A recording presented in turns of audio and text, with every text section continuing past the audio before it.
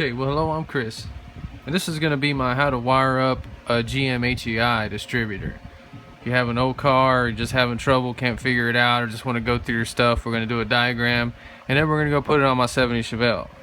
All you really got to know about an HEI is that it has an ignition control module inside of it. Okay, and usually whenever you aren't getting a spark, these do go out. Okay, everybody I've known, including myself, has had an ignition control module go bad. I have never had a coil go bad, but I'm sure somebody out there has.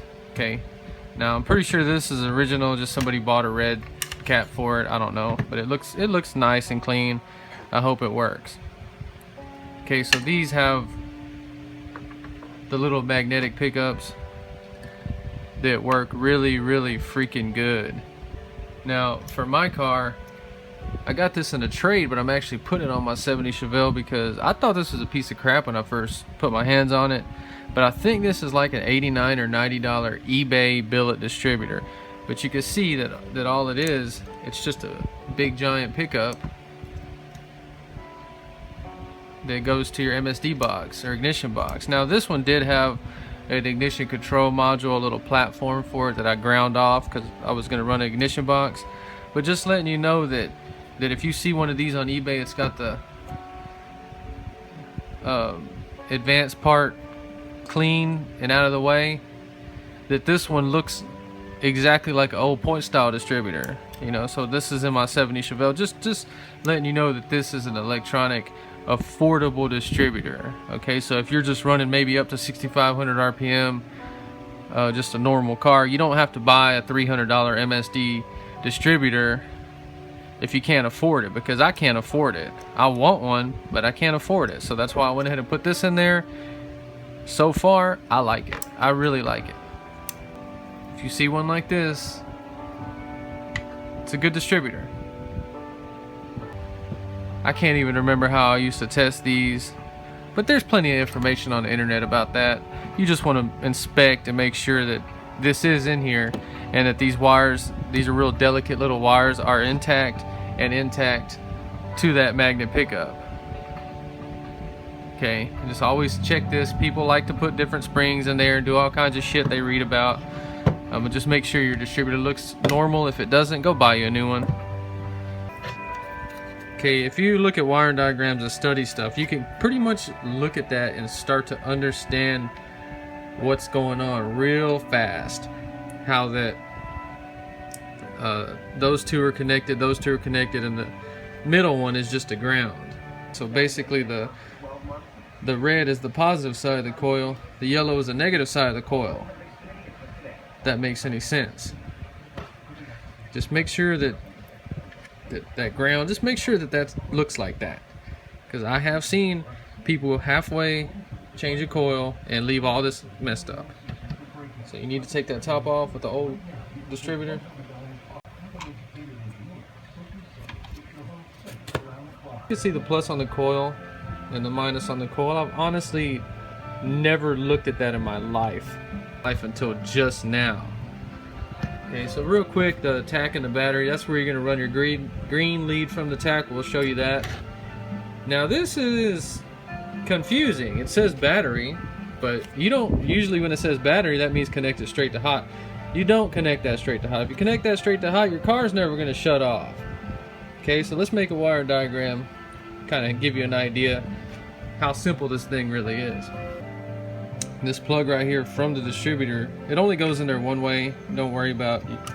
You can't put it in there backwards. It's gonna snap in there like that. Okay, so this has to be the easiest wiring diagram ever. Okay, you can see tach and battery, fuse box. Can you see ignition accessory, battery? Now, in every single one of my videos, there's always gonna be one thing you probably didn't know, or something that's going to refresh your memory. So the one thing that people usually screw up a little bit on this is that from the factory, this wire on electronic ignition is a 12 gauge wire. It says battery, but it's not ran straight to the battery. It comes on with the ignition. So usually I see undersized wires here. Not that it hurts, I've ran them too. It doesn't really mess anything up, but the factory calls for a 12 gauge wire here, so we're going to run a 12 gauge wire here. Now, not all cars have switches like this anymore. The correct way would be to run this over to the fuse box on the available space, plug it into ignition on with the key, 12 gauge wire. Okay, so we got that ran straight from the fuse box.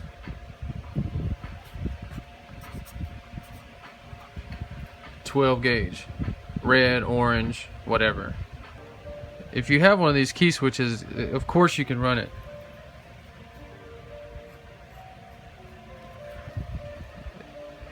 Okay, so if you have an older style key switch, of course you can run it to ignition right there. That's fine. But it needs to come on with the key and turn off with the key. Okay. So the most important part, just make sure that's 12 gauge on with the key. Okay, so if you're trying to run an HEI and you run that 2 battery, your car's not going to shut off. Okay, so you're going to have to run that to switch on with the key. Now the easy one,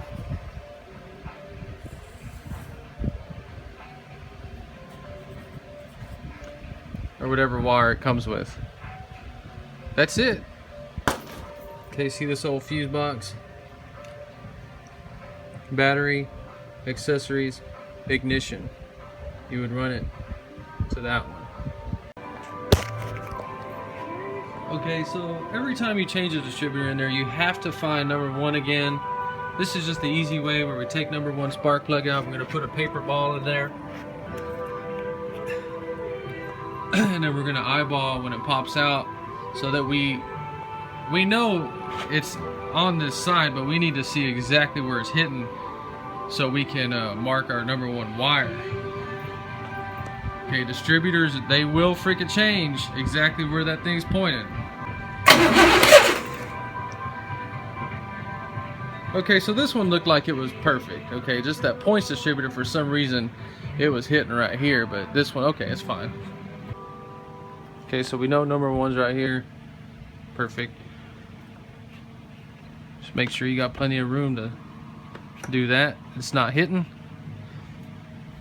Okay, so this is a 70 Chevelle with a 454, so you can clearly see that this is not hitting anything. I had a 67 C10 that the engine had 2 positions, and if you had it in the back position, this would hit. It would rub the plug wires. Always put your distributor hold down. Make damn sure that's in there. Kind of tight a little bit. Always disconnect your battery when you're working on ignition. Okay, here's the special 12 gauge wire that we're going to run from the ignition switch on with the key to the battery side of the distributor coil.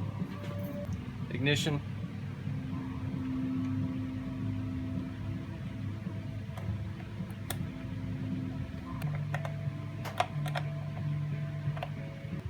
Okay, see that ran there now? That's the power to the tach. But here's the green wire. Negative side of the coil of the tach. So we got this ready. And we have the power from the ignition switch on with the key. The factory plugs will have a little thing like this on them. You don't use this. You would use one like this would be fine. I just don't have a blue one for the 12 gauge wire, so I'm going to put one of these on the tach wire and I should be okay. Okay, so just so we're very clear on that, you should have some kind of protector on the battery wire. That's your positive and negative of your coil. You don't want those touching. Battery, coil.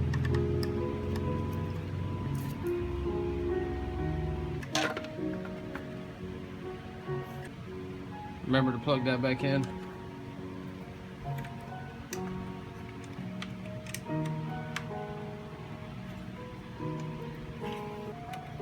Vacuum advance.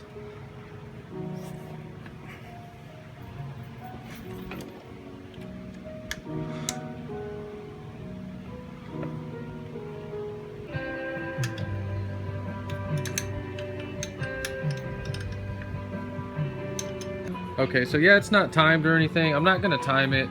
I'm just gonna show you that it starts up, tack works, the way we have it wired like that. All right.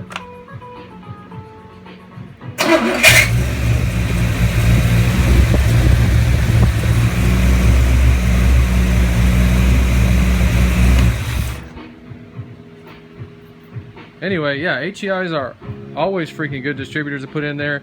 That's an old one. I don't even know where it came from, but you see it goes right in there and it works fine. Very simple to wire up, and it fits in the 70 Chevelle with a 454. All right, well, I'm gonna go ahead and get this stuff out of here, put my car back together. If you liked the video, please subscribe. Thanks for watching.